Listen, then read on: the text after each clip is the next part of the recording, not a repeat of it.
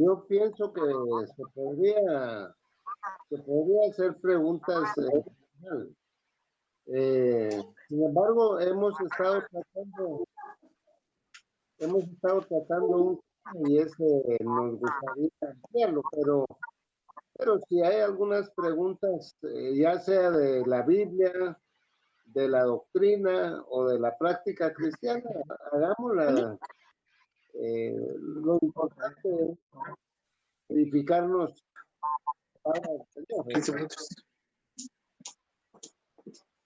Así que procedan a hacer sus preguntas. No sé, tal vez hay algunos que ya tienen algo listo. Sí, es que yo tenía unas preguntas aquí, pero tengo varias de escatología y tengo otra de Efesios capítulo 4, donde dice a fin de perfeccionar a los santos para la obra del ministerio, para la edificación del cuerpo de Cristo, hasta que todos lleguemos a la unidad de la fe y el conocimiento del Hijo de Dios, a un varón perfecto, a la medida de la estatura de la plenitud de Cristo. Mi duda es que, digamos, esto, cuando lleguemos a la estatura, a la medida de la estatura de la plenitud de Cristo, esto sería hasta cuando ya tengamos, o cuando seamos revestidos, cuando dice Pablo, se puede llegar a una medida o sea, de santificación bastante grande antes de llegar a tener, antes de estar con Cristo. Muy buena pregunta. Esa pregunta, hermanos, es por supuesto de doctrina y es aún también de Biblia, pero para sintetizarlo, quiero decirles, la Biblia habla de la santificación y la santificación, según la palabra de Dios, puede ser posicional, experimental y consumada. Entonces, tomen nota de esas tres palabras. Una es la santificación posicional. Desde el momento que creemos en Cristo como nuestro Salvador, Dios ya nos da una santidad posicional. Ya no estamos en Adán perdidos y pecadores, sino ya estamos en Cristo en una posición de santidad, apartados ya para la gloria del Señor, para llevarnos a su presencia cuando la vida se acabe. Esa es una posición y la tenemos desde creer en Cristo. Pero la santificación también es un proceso que empieza desde que uno cree en Cristo como su Salvador y ese proceso va a durar toda la vida. Y hay una santificación consumada que es cuando el Señor arrebate a la iglesia o nos lleve a su presencia. Entonces vamos a tener una santificación consumada. Ahora, tomando esas tres ideas, la posición ya la tenemos todos los cristianos. Ahora, cuando el apóstol Pablo dice que hasta que todos lleguemos a la estatura de la plenitud de Cristo, ahí en Efesios capítulo 4, él dice algo que nos puede ayudar a entender que en esta vida podemos ir creciendo en esa santidad, porque el versículo de Efesios capítulo 4, permítanme encontrarlo aquí. Sí, Efesios capítulo 4 dice ahí hasta que todos lleguemos, en el versículo 13. Pero si ustedes miran el versículo 11 y 12, dice, y él mismo dice, constituyó a unos apóstoles, a otros profetas, a otros evangelistas, a otros pastores y maestros, a fin de perfeccionar a los santos. Es decir, Ahí podemos ver que los profetas, apóstoles, pastores y maestros tienen un ministerio actual y dice, a fin de perfeccionar a los santos para la obra del ministerio, para la edificación del cuerpo de Cristo. O sea, la enseñanza de esos ministros es para perfeccionar a los santos. Y esa perfección no se va a lograr absolutamente en esta vida, pero ya va en proceso.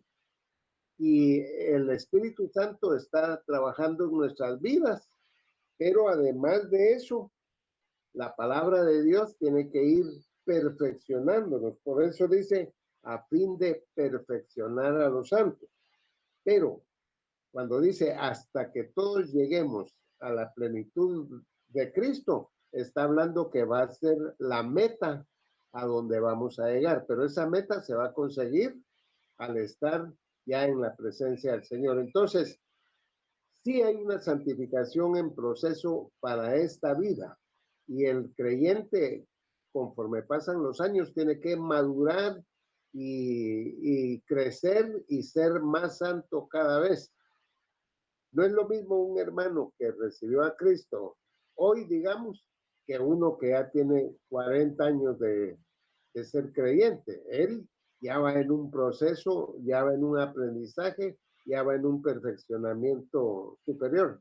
Pero tanto el que creyó hoy como los que creyeron hace 40 o 50 años, va a haber un momento que todos vamos a llegar a la estatura de Cristo. Así contesto rápidamente esa pregunta, hermano. No sé si hay otra. Sí, no sé si alguien más va a hacer una pregunta, si no, después hago la siguiente que tengo.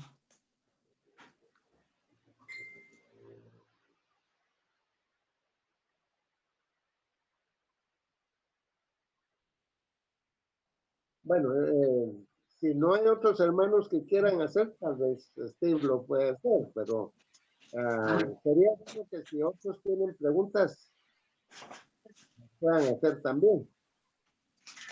Buenas tardes, hermano. Sí, hermano.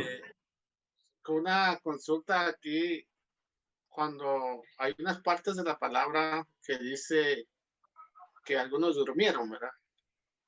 ¿Cómo no? Y hay otra parte, vamos, cuando vemos al ladrón que crucificado con Jesucristo, y dice que estará con él en el paraíso ese mismo día. Sí. Entonces, en referencia a esas dos posiciones, o no sé cuál sería la forma más certera. Yo tengo comprendido que al fallecer acá en la tierra abrimos ojos en el cielo. Sí, sí, así es, hermano.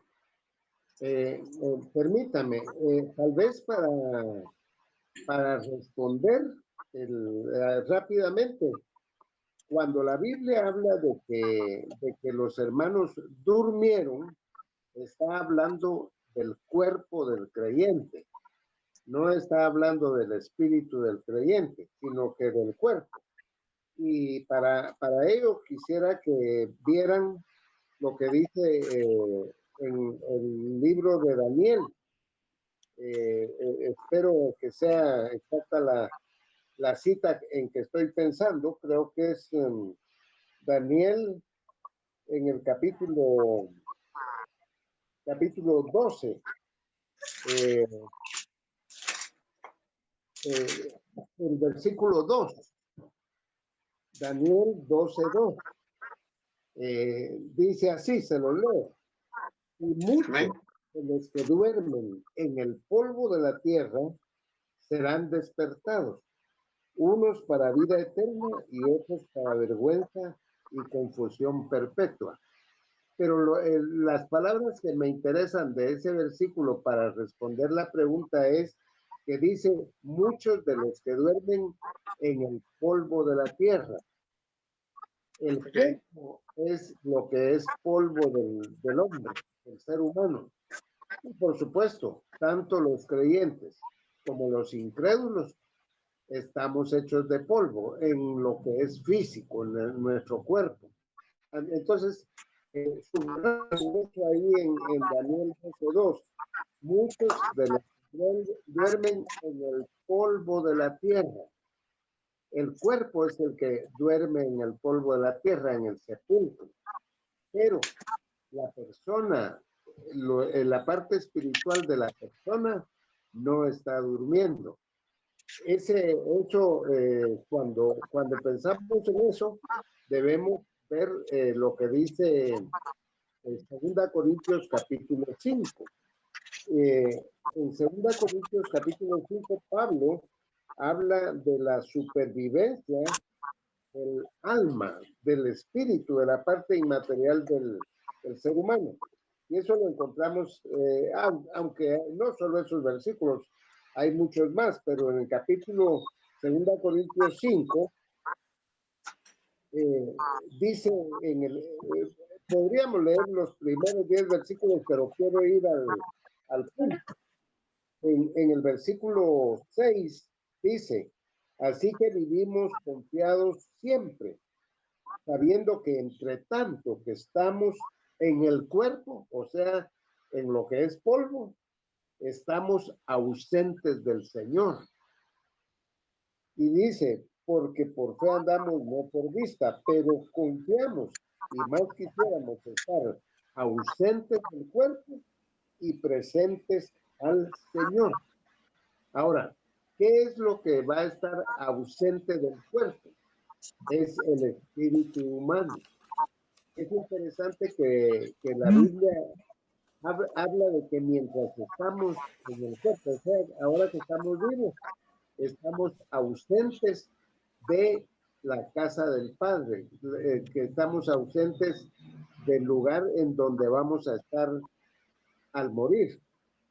Pero cuando muramos, vamos a estar ausentes del cuerpo, o sea, las personas van a ver el cuerpo ya inerte, ya sin vida, pero el espíritu va a estar presente con el Señor. Entonces, las dos ideas, Elvis, son ciertas, pero una idea cuando habla de dormir, habla del cuerpo, habla del polvo, lo que dice Daniel 12:2. Pero lo que dice Corintios está hablando del espíritu, que al morir el hombre se hace presente con el Señor, y por supuesto por otros pasajes ahora sabemos que es en el cielo con el Señor Jesús. Lo que dice Pablo en Filipenses 1:21-23, de morir y estar con Cristo, dice él, lo cual es muchísimo mejor. Amén. Espero así resumo, porque esas son doctrinas bastante amplias. Sinceramente, aquí solo usé 2 versículos, pero la Biblia es muy amplia en esto. Sí, hermano. Gracias. Tenemos, hermanos, para otras preguntas. Buenas tardes. No sé si me escuchan. Hermanos. Sí, te escuchamos. Oh, ok, perdón. Bueno, qué gusto de verlos para empezar. Gusto saludarlos. Igual. Bueno, yo tengo unas preguntitas aquí. Son más como que teológicas y de doctrinas así. Que aparentemente son controvertidas. Uno es quisiera, si me puede platicar acerca del dispensacionalismo, así bien, ¿qué es esa corriente teológica, hermano? Esa es una. No sé si el dispensacionalismo, ¿qué exactamente de qué se trata esa corriente teológica? El Muy bien. dispensacionalismo. Yo pienso que esa es una pregunta bastante extensa, pero voy a tratar de decir rápidamente qué es la idea de esto. El dispensacionalismo, hermanos, es un acercamiento a la Biblia. Cuando digo un acercamiento, es una manera de interpretar la Biblia. Y esa manera de interpretar la Biblia es algo que surgió bastante recientemente, podríamos decir, tal vez hace unos 250 años, que empezaron algunos hermanos a ver la Biblia de esa manera. Y por supuesto es un acercamiento a la Biblia. Hay otras maneras de ver la Biblia. Solo las menciono. Por ejemplo, hay una que se llama teología del pacto, que fue la que más usaron los reformadores. Es decir, después de que Lutero hizo la reforma, surgieron muchos estudiosos y el acercamiento de ellos a la Biblia era viendo pactos en la Biblia. Y eso se mantiene hasta el día de hoy. No estamos hablando de la teología del pacto, pero digamos, viendo ya el dispensacionalismo, que como les digo es un acercamiento. Ahora, el dispensacionalismo, y que es una posición que nosotros la apoyamos, esa es una manera de llegarle a la Biblia que dice que la Biblia se debe interpretar con el método gramático histórico. Para comenzar, nosotros creemos que el mejor método para estudiar la Biblia es el gramático histórico, y el dispensacionalismo es el que enseña, no, ellos lo enseñan, pero hay otras doctrinas u otros cristianos que también creen en el método gramático histórico. La otra cosa que también creen los dispensacionalistas, y que eso sí no lo creen ni los del pacto, ni los reformados, ni otros, ni los católicos que mantuvieron otra posición durante toda la Edad Media, es lo siguiente, de que el pueblo de Israel es diferente a la iglesia. Eso es, el que cree así, básicamente es dispensacionalista. Puede ser que tengan otras ideas, pero el que cree que la Biblia hay que estudiarla gramatical e históricamente, y que cree que Israel y la iglesia son dos programas diferentes de Dios en su plan, son dispensacionalistas. Y hay una frase latina que dice el sine qua non. El sine qua non dispensacionalismo es enseñar que Israel es. Esto lo han escuchado mucho de ustedes, porque digamos, para Israel, lo que está en la iglesia. Y a la luz de eso, nosotros interpretamos, por ejemplo, que estamos en la era de la iglesia y que Israel, desde que rechazó a Cristo, su programa está interrumpido. Pero cuando la iglesia sea arrebatada, entonces Israel va a entrar otra vez en acción en la semana 70 de Daniel. Todo eso es dispensacionalismo, hermanos. Es bueno que lo sepamos. Pero cuando se dice el sine qua non que les estaba mencionando, quiero explicarlo. Eso quiere decir sin lo cual no sería. Eso significa la palabra en latín. Y la idea es, sin la diferencia entre Israel y la iglesia, no hay dispensacionalismo. Entonces, nosotros cuando interpretamos la palabra de Dios, siempre distinguimos qué promesas son para Israel y qué promesas son para la iglesia. Entonces, nosotros, hay muchas cosas de la Biblia que se le pueden aplicar al creyente de todas las eras, o a los israelitas, aunque no sean de la iglesia, porque son principios eternos de la palabra de Dios, pero las promesas hechas a Israel son para Israel y las promesas hechas a la iglesia son para la iglesia. Entonces, ese es un poco del dispensacionalismo. El dispensacionalismo ve que en la Biblia hay tres grupos: los gentiles, Israel y la iglesia. Y entonces algunas personas piensan que lo importante del dispensacionalismo son las 7 dispensaciones. Y por supuesto, nosotros creemos en esas 7 dispensaciones. Pero hay dispensacionalistas que creen que solo hay 3 dispensaciones. No importa, si distinguen entre Israel y la iglesia, son dispensacionalistas. Y si interpretan la Biblia con datos fijos que da el método gramático histórico, van por la vía del dispensacionalismo. Pero estoy diciendo eso brevemente, porque el dispensacionalismo es todo un mundo. Ahora, quisiera que si lo que dije no deja claro y deja todavía algunas dudas, puedan preguntar. Eso no solo de esta pregunta, sino de todas las preguntas, porque a veces uno queda con alguna duda por ahí. Y no es que estoy resolviendo todo, porque hablar de dispensacionalismo nos llevaría no 1 hora, sino muchas horas. Así que con eso resumo, que es un acercamiento a la Biblia para estudiar la Biblia.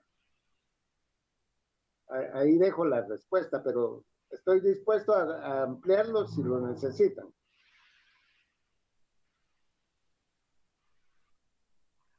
¿Está bien o hay más?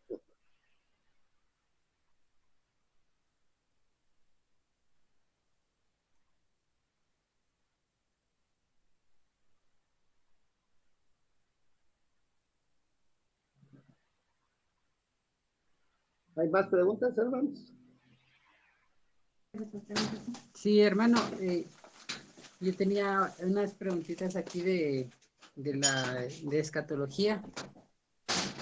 Fíjese que le tenía aquí una duda de que cuando habla la final trompeta, o sea, en Primera Tesalonicenses 4:17, esa trompeta que habla ahí, que cuando seremos arrebatados, que el Señor regresará, esa es una de las trompetas del Apocalipsis.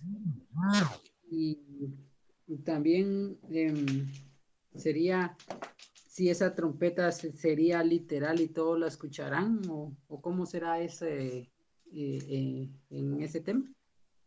Sí, el asunto de esa trompeta del arrebatamiento de la iglesia aparece tanto en Primera Tesalonicenses y aparece en Primera Corintios capítulo 15 también.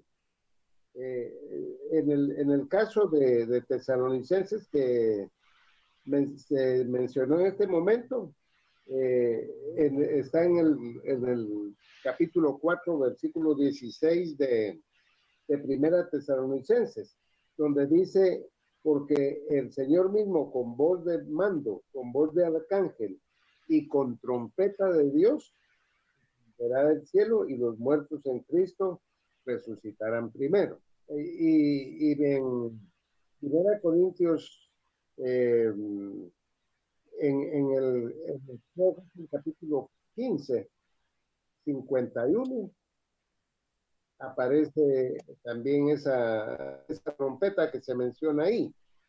Quiero decirles así rápidamente, esas trompetas no son las trompetas de Apocalipsis, pero miremos la cita en 15:51.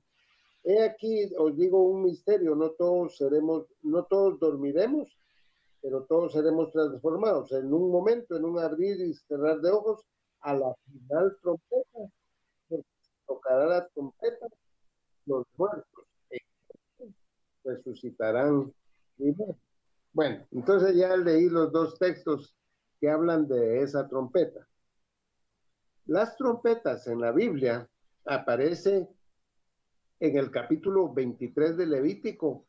Se da la orden de tener una fiesta que se llamaba la fiesta de las trompetas.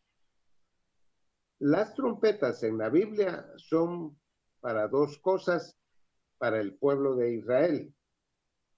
Son un sonido de alarma. Así aparecen, por ejemplo, en Joel capítulo 2.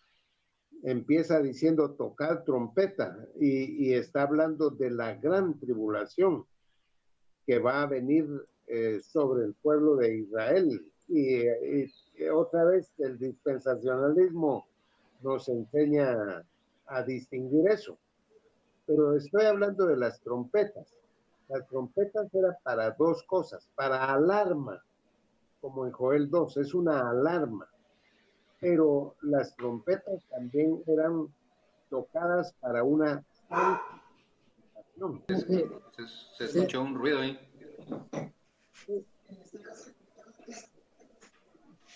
Bueno, entonces las trompetas que Dios dio orden en Levítico 23 debían ser de alarma y de una santa, o sea, una invitación a ir a un culto. Digamos, si empezaba sonaba trompeta, pero esa no era alarma, era para una reunión. También si era la fiesta de los tabernáculos o cualquier fiesta solemne que hubiera, se tocaban trompetas. Eran de santa convocación. Entonces, las trompetas de Apocalipsis, las 7 trompetas, son de alarma, son de juicio, son de castigo, lo que se ve ahí. Algunos han dicho de que la final trompeta es la 7ª trompeta de Apocalipsis, pero esa trompeta es de juicio, de castigo y de alarma.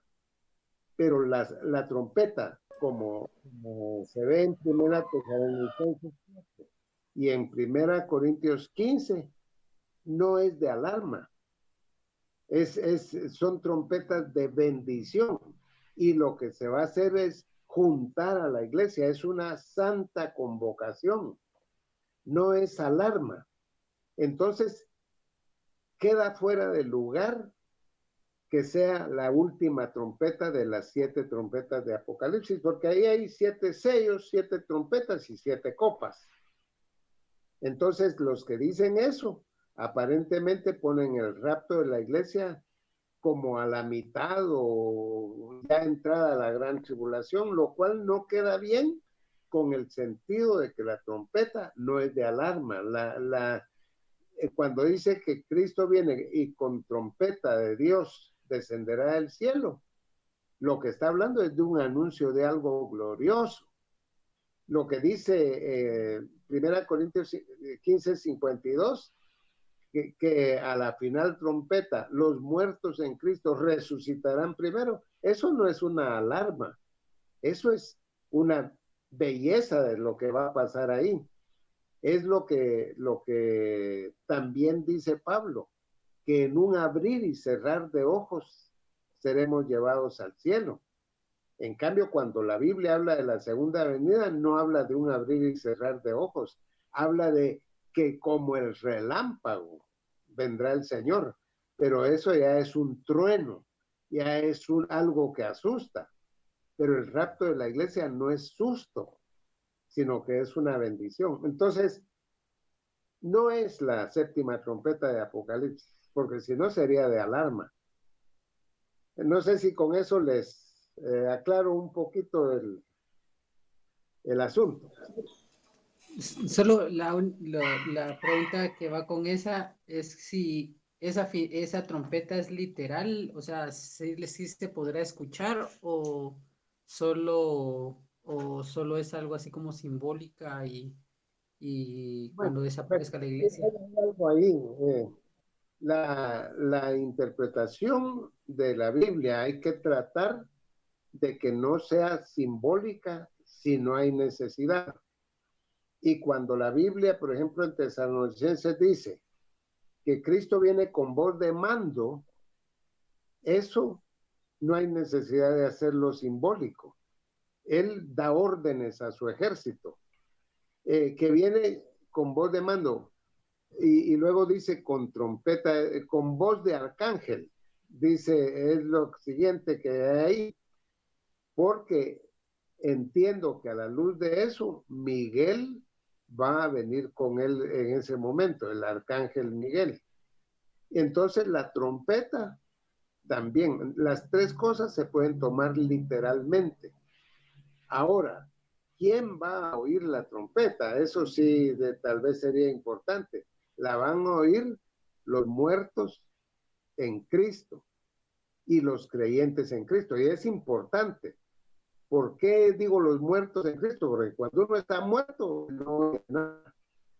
Pero en Juan 5:24 dice que va a haber un momento en que los que están en los sepulcros oirán la voz del Hijo de Dios. Espero que sea Juan 5:24, pero si no lo encontramos, o me ayudan ustedes, pero dice que los que están en los sepulcros oirán la voz del Hijo de Dios. Espero que sí es 5:24.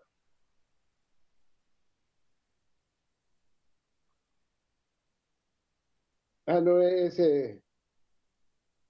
no es el 5:24, pero es el versículo 28. No os maravilléis de esto, porque vendrá hora cuando todos los que están en los sepulcros oirán su voz, y los que hicieron lo bueno saldrán a resurrección de vida. Esos que salen a resurrección de vida es la iglesia que oye la trompeta del Señor llamándoles al cielo. Ahora, asocié eso porque los muertos en Cristo van a oír esa trompeta. Eso es lo que dice el texto de 1 Corintios 15:52, que a la final trompeta, los muertos en Cristo resucitarán primero. Y aquí dice que oirán la voz del Hijo de Dios. Pero es una voz tan fuerte como la de la trompeta.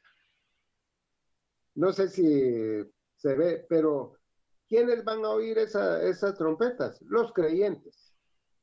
Los incrédulos no se van a dar cuenta de todo eso. Ellos les está vedado enterarse de lo que está pasando. Muy bien. No sé si alguien más tiene una pregunta. Buenas noches, hermano. Sí, hermano. ¿Tienen una pregunta? Buenas noches, hermano, que Dios le bendiga. Mire, mi pregunta es, ¿cómo diferenciar el pueblo de Dios con la iglesia? El pueblo de Dios. Ajá, ¿qué diferencia tiene el pueblo de Dios Israel. con la iglesia?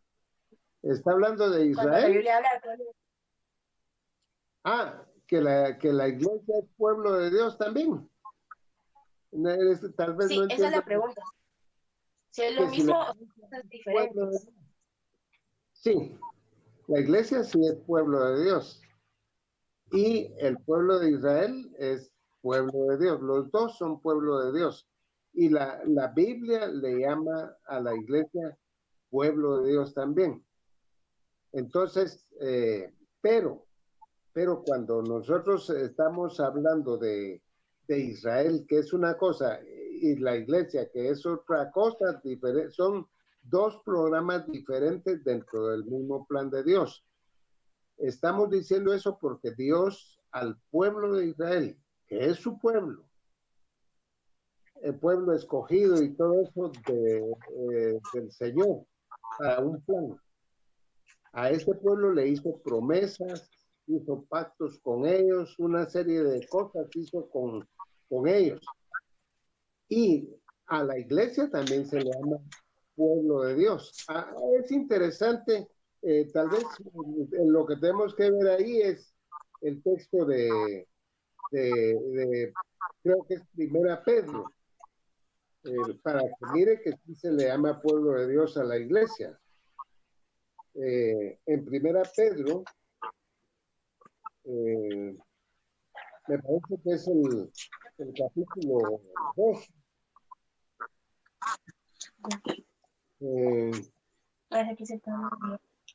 Sí, en 1 Pedro 2.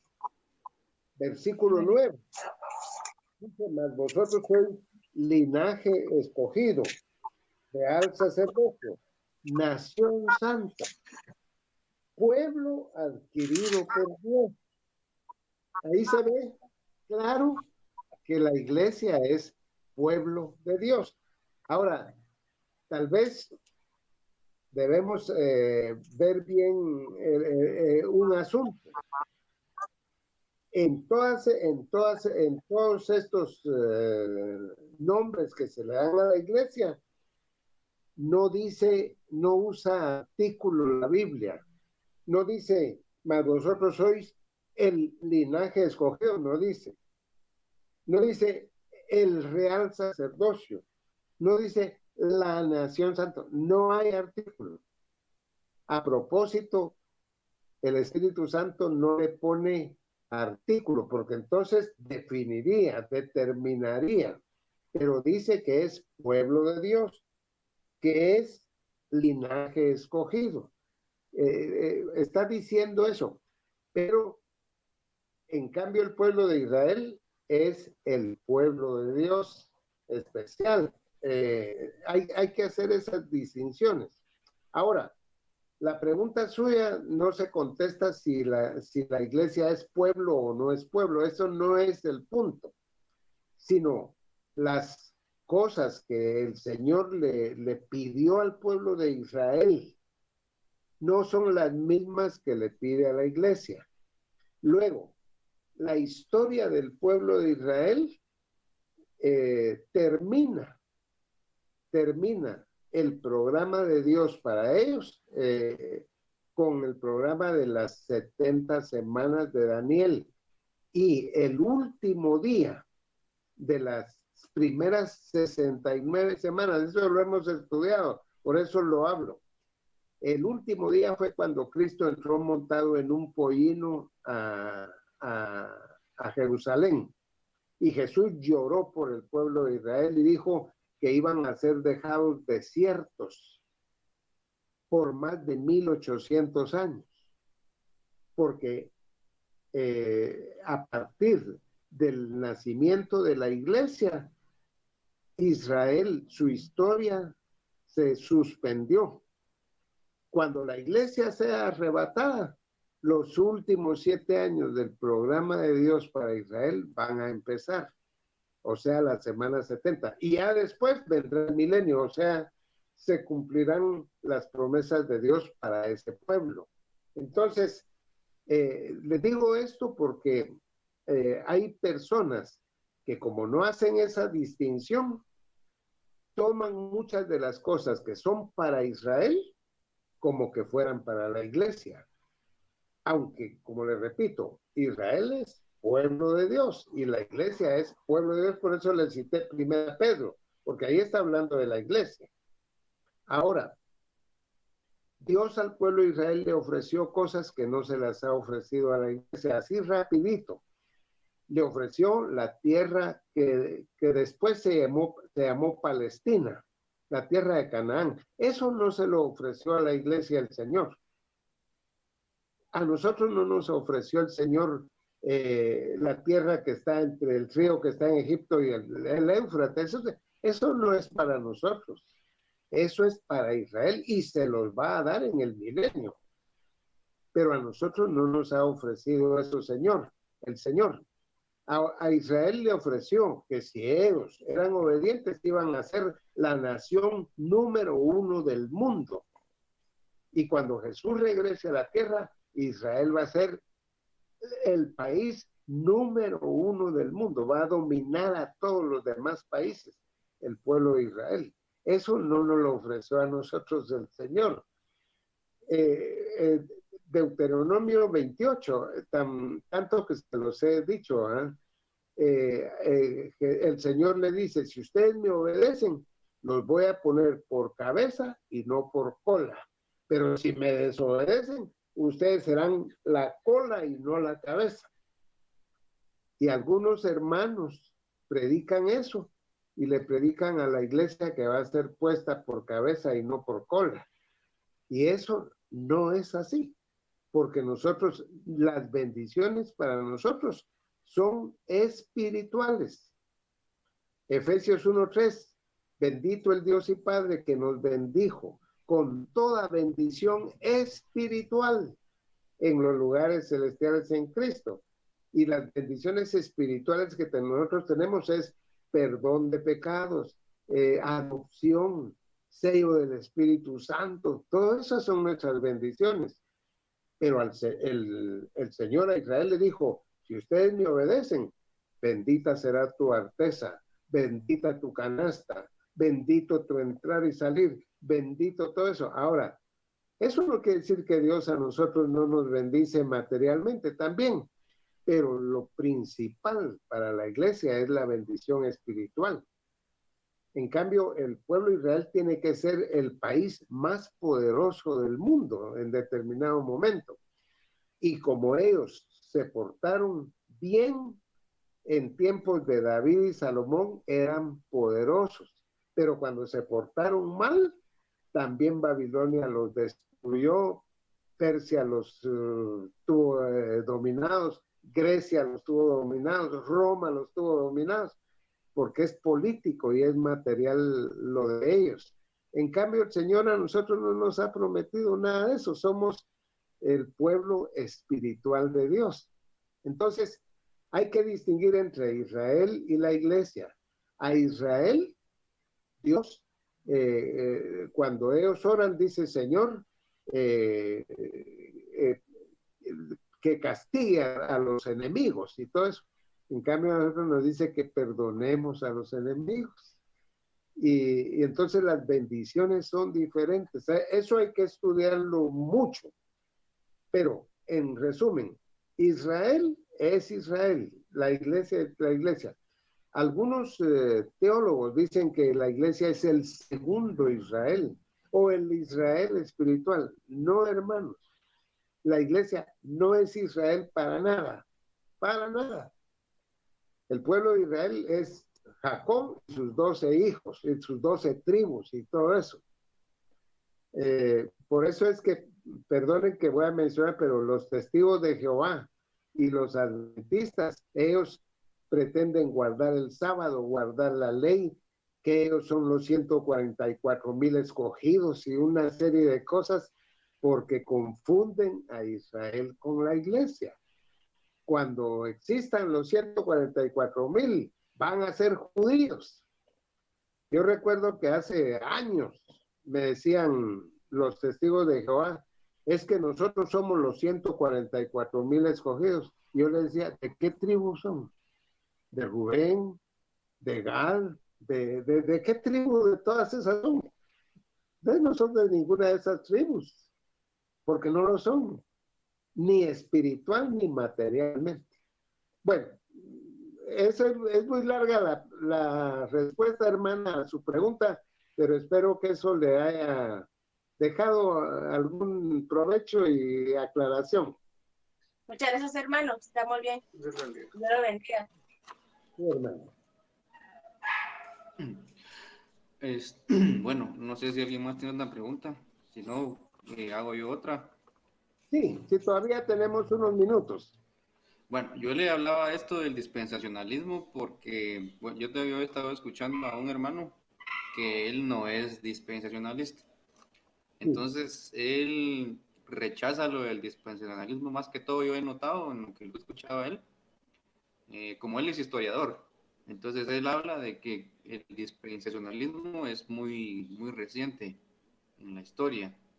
Incluso él dice que, él ahí habla de que el dispensacionalismo fue inventado, pues, diría él, por dos jesuitas en la llamada contrarreforma contra la reforma, ¿verdad? Entonces se habla de que ese pensamiento vino de ahí, de estas dos personas. Aparte que después pasaron más cosas, ¿verdad? Esto fue en el año 1700 y pico, que estaban estas dos personas. Entonces, a mí no me parece tan así para rechazar algo solo porque es muy reciente en cuanto a la historia, ¿verdad? No sé qué nos podría comentar usted acerca de los orígenes históricos de este pensamiento y qué podemos encontrar en la Biblia acerca rechazar una doctrina solo por su historicidad, ¿verdad? Exactamente. Yo les que el dispensacionalismo había surgido hace unos 250 años lo más. Y eso de los jesuitas es es una farsa que han inventado últimamente. Hay un libro que habla de todo eso, pero no es exacta la historia. El dispensacionalismo que nosotros conocemos, ese dispensacionalismo viene de un grupo evangélico de Estados Unidos que se llamaban los hermanos de Plymouth. Ellos son los que empezaron con eso. Y los teólogos que empezaron eso, había uno de apellido Darby. Darby sí es dispensacionalista evangélico. Eso de los jesuitas no es exacto. Ahora, Scofield, el doctor Scofield, que su Biblia es muy conocida, él la anotó a finales del siglo XIX. Él sí era dispensacionalista. Luego, de la época de ellos, los que eran dispensacionalistas también era Sir Robert Anderson. Ellos sí son dispensacionalistas. Y ellos empezaron a ese acercamiento a la Biblia, que por supuesto sí es reciente, 250 años es reciente. Pero nosotros, no importa cuándo hayan empezado a entender mejor la Biblia. Si nos vamos nosotros a la Reforma Protestante, lo que hizo Lutero, eso tiene 500 años. Pero nosotros no decimos que no sirve lo que hizo Lutero. Gracias a Dios por lo que hizo, si no estaríamos ignorando la Biblia todavía. Y, por ejemplo, la Iglesia Católica dice que ellos son los más antiguos de todos. La Iglesia Católica viene del año 590 después de Cristo, la Iglesia Católica actual. Y la Iglesia primitiva es la de hace 2000 años. Pero el estudio de la Biblia que ha hecho del tiempo de Lutero para acá es mucho más grande que el que se hizo en toda la Edad Media, que fueron 1000 años de oscurantismo, que no se leía la Biblia. Y es interesante que hoy los católicos están hasta enseñando la Biblia, pero durante 1000 años no quisieron enseñarla y la tenían ahí, pero no la querían enseñar.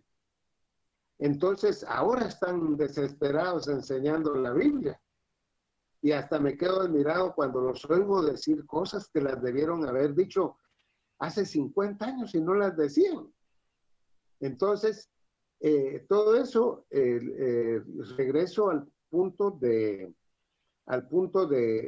que sí es reciente el dispensacionalismo, pero hay una cosa que hay que dejar claro también. Si nosotros nos vamos a la época de Lutero, Calvino, Zwingli, y les vamos a preguntar acerca de la semana 70 de Daniel, el programa de las 70 semanas, ellos no nos contaron, porque ellos no se ocuparon de estudiar la profecía. La profecía se empezó a estudiar con más intensidad hace años. Y cabalmente quienes la empezaron a estudiar fueron los dispensacionalistas y empezaron a ver todo lo que está pasando ahora. Solo por decirles algo, Sir Robert Anderson, que es el autor del Príncipe que ha de venir, él escribió su libro a finales del siglo XIX. O sea, cuando no existía ni Israel como república.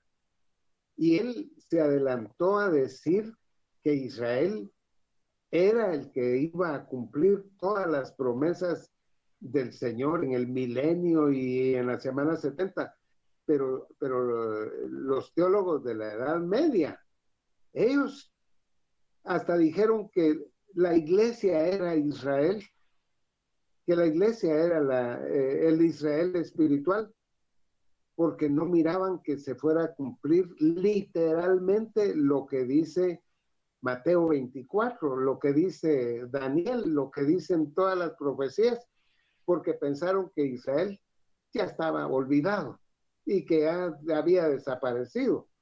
Pero los dispensacionalistas, Scofield entre ellos, Scofield escribió en un tiempo cuando todavía no existía la nación de Israel y habla de todo lo que está pasando ahora en el pueblo de Israel. Pero eso fue porque la profecía se empezó a estudiar mejor hace 200 años. Pero en los tiempos de Lutero, solo para decir algo, lo que él estudió fue la justificación por la fe, la doctrina de la salvación. Eso fue lo que él estudió. Y gracias a Dios, creemos como lo creyó él hace 500 años. Pero Pablo, todo eso lo dijo desde el primer siglo. Lo que pasa es que no lo habían estudiado bien. Entonces, decir que una doctrina no es correcta solo porque hasta ahorita la estamos entendiendo, eso es una equivocación. Por ejemplo, la doctrina de la divina Trinidad no se entendía por la iglesia por mucho tiempo, pero en el siglo IV, en el año más o menos 325, se estudió la doctrina de la Trinidad. Y así después se estudiaron otras doctrinas y poco a poco la gente ha ido entendiendo más. Entonces el dispensacionalismo es moderno, 200 años, no es de 20 siglos, pero si uno va a la Biblia y busca la palabra dispensación, la va a encontrar. Y sí va a encontrar que el trato de Dios es diferente en un tiempo que en otro. Todo eso sí lo va a encontrar. Y yo quiero decirles, a mí me ha ayudado mucho la posición dispensacional a diferentes cosas, pero por el tiempo solo voy a poner un ejemplo.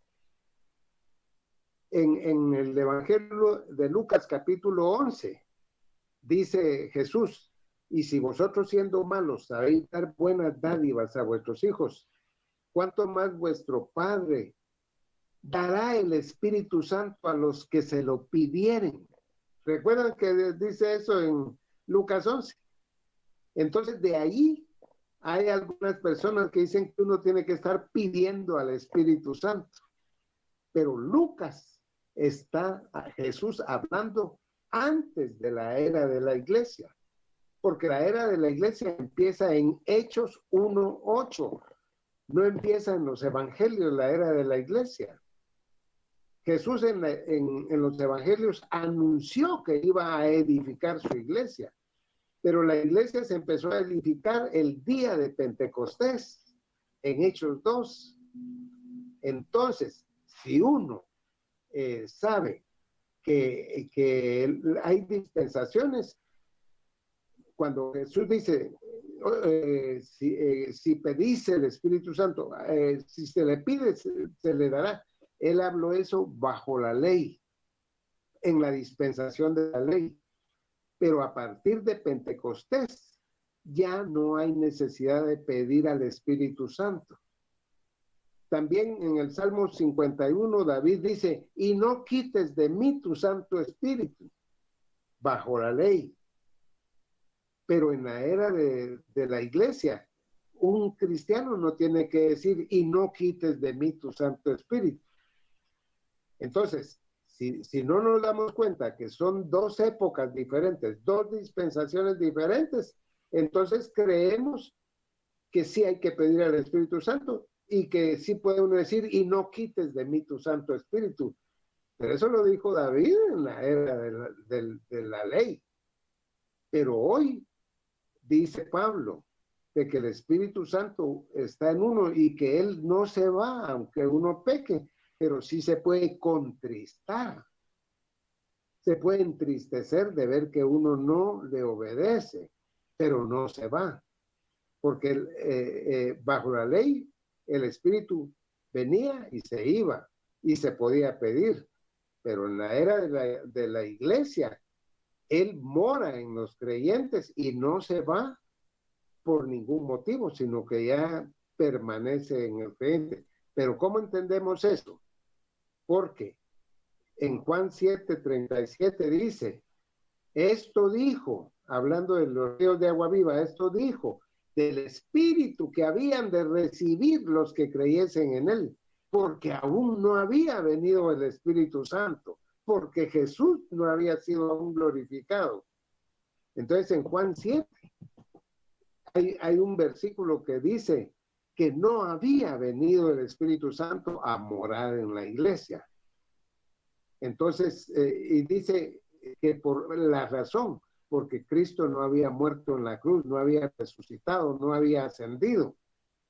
Y esos eventos cambiaron la época de la ley, que estaba limitada por muchas cosas, pero con el sacrificio de Cristo empezó una nueva era, que es la era del Espíritu Santo o la era de la iglesia. Y esas cosas, el dispensacionalismo es el que nos ha enseñado a distinguir esas cosas. Eso no lo distinguían los de la Edad Media ni Lutero. Pero yo aprecio mucho a Lutero porque hizo una cosa en su tiempo que nos ha bendecido a nosotros. Y si otros van descubriendo otras cosas en la palabra de Dios, puede ser que sean nuevas para esta época. Y la profecía es una cosa de las que se ha ido entendiendo en los últimos 2 siglos. Pero en los 18 anteriores, poco o nada se entendió. Ahora, los profetas del Antiguo Testamento hablaron promesas que algunos dijeron, no, esto Israel ya no. Ahora es espiritual todo. No. Es el cumplimiento, va a ser real, concreto, visible y literal. Bueno, yo creo que ya hemos invertido un buen rato esta tarde, ¿verdad, hermanos? Gracias. Y me alegro mucho y espero de que esta actividad la podamos hacer tal vez todos los viernes y que invitemos a otros hermanos a conectarse también. Por mi parte, yo podría estar aquí toda la noche, pero pienso que debemos también ponernos un tiempo. Y me alegro de haberlos visto, de haberlos oído. Hermanos, qué alegre porque ahora sí está difícil la relación. Pero qué bueno que existen estos. Saludarlos, verlos. Digo, hermano, oro por ustedes, que el Señor les bendiga, les guarde, y cuiden su vida material. Que Dios los bendiga.